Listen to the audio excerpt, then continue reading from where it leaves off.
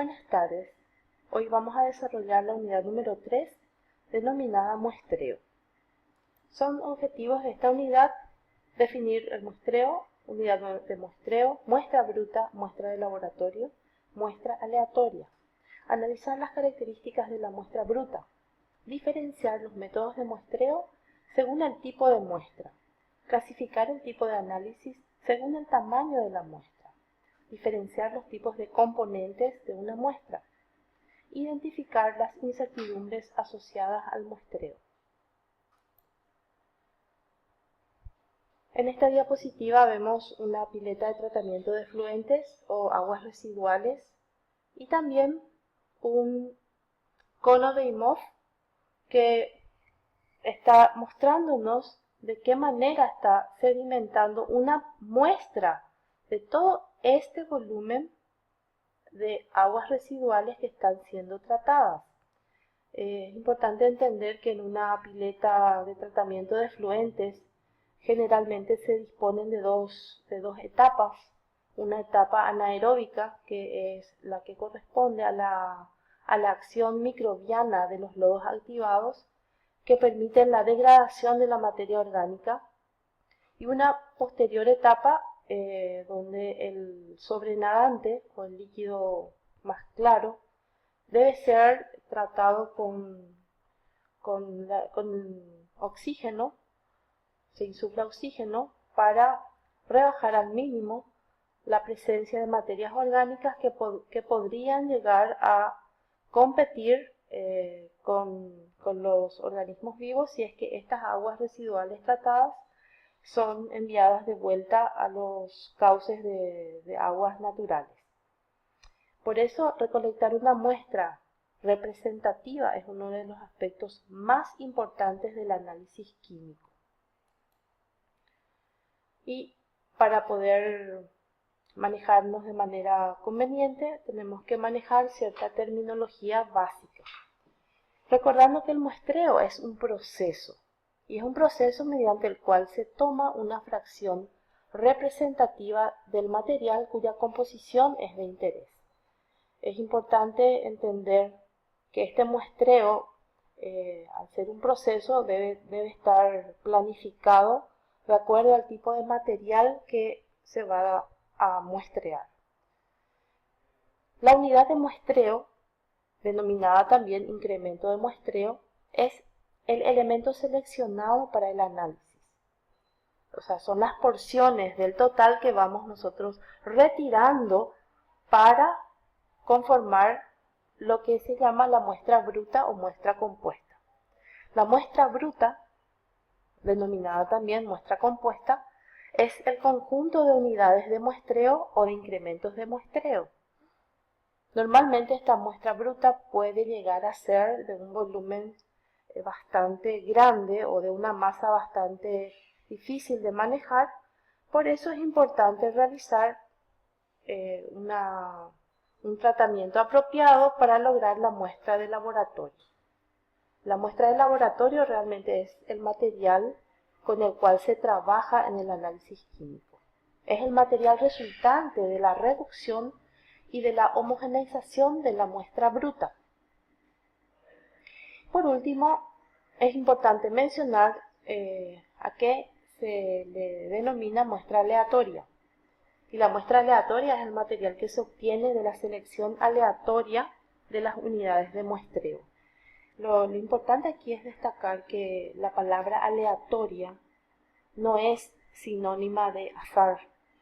Al hablar de que la selección es aleatoria, estamos refiriéndonos a que se utiliza algún mecanismo como una tabla de dígitos aleatorios para realizar la selección de los incrementos de muestreo que finalmente van a conformar la muestra bruta, que luego de su reducción y homogeneización conforman la muestra de laboratorio.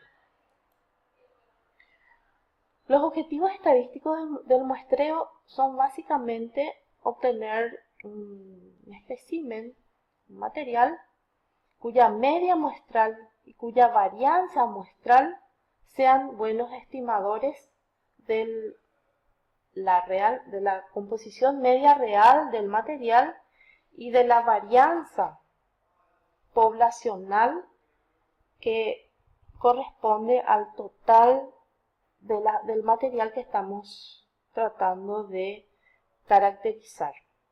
Es decir, hay que tener en cuenta acá que se van a tomar decisiones para el total de los materiales que son muestreados. A eso le denominamos población. Que esas decisiones surgen del análisis de pequeñas porciones nada más. Por lo tanto, es importante que esas pequeñas porciones sean realmente representativas del total de la población de la cual estamos tomando los valores. Y tenemos que considerar que para poder obtener una muestra de laboratorio, el primer paso que tenemos que dar es identificar la población. Esta población, repito, es el conjunto total de materiales cuyas características físicas, químicas o físico-químicas deseamos conocer. El siguiente paso es realizar la recolección de la muestra bruta.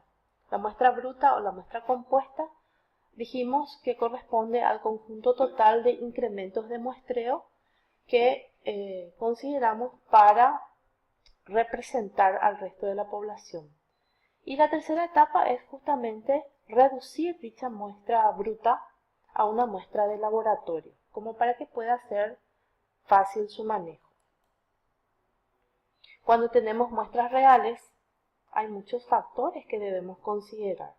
En primer lugar, y recordando que el analito es el componente de interés, debemos mencionar que ese analito no viene solo en la muestra, sino que está acompañado por la matriz, y la matriz puede generar ciertas interferencias en los análisis químicos. Por eso es que cuando estamos trabajando con una muestra debemos saber exactamente qué matriz es la que va a acompañar a los analitos que nosotros estamos considerando. Y nuevamente aquí es importante mencionar que el estado físico de las muestras es fundamental para diseñar el procedimiento correcto de muestreo, evitando así que surjan errores debidos a esta etapa de recolección de muestras. Las incertidumbres que acompañan a un proceso de muestreo son determinantes en el cálculo de la incertidumbre total de un análisis químico. Si nosotros no podemos mejorar las condiciones de un muestreo, muchas veces no es necesario hacer énfasis en los detalles de la aplicación de un método analítico, porque ningún procedimiento estadístico, ningún blanco o ninguna determinación con materiales de referencia, ninguna calibración corrige errores de muestreo. En otras palabras, si el muestreo está mal realizado, no tiene mucho sentido gastar insumos reactivos, gastar esfuerzo en en aplicar un método muy exigente, porque los resultados no van a salir buenos. El muestreo determina entonces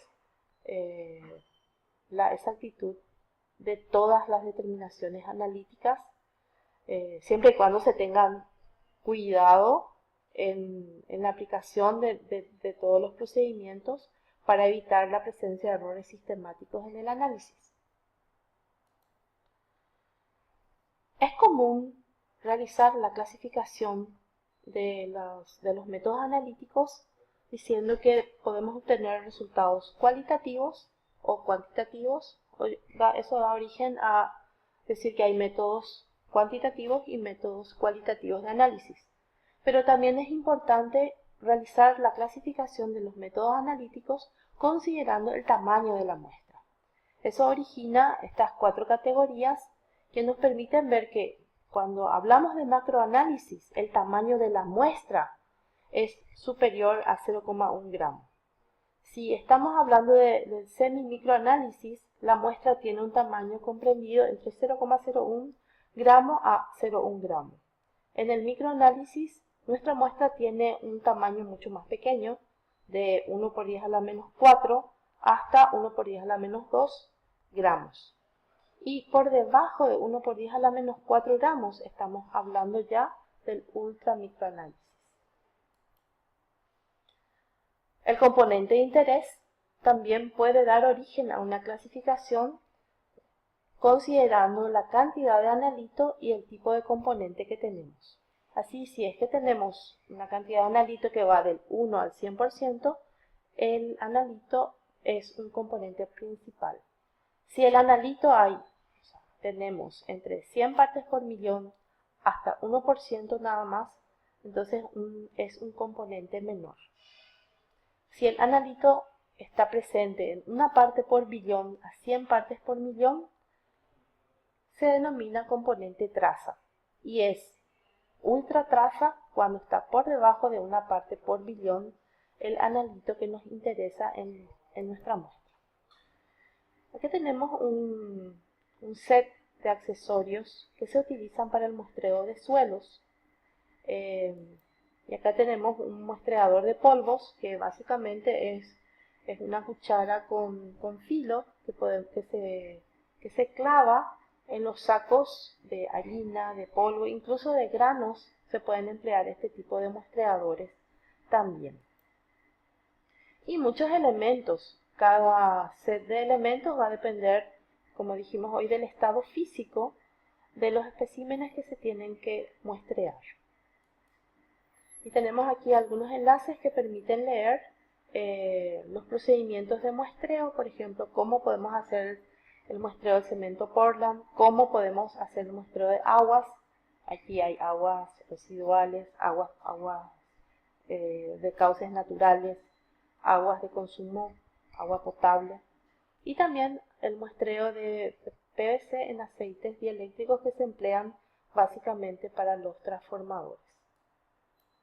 Bueno, muchas gracias por la atención y acompañar por favor esta presentación con las lecturas del repositorio.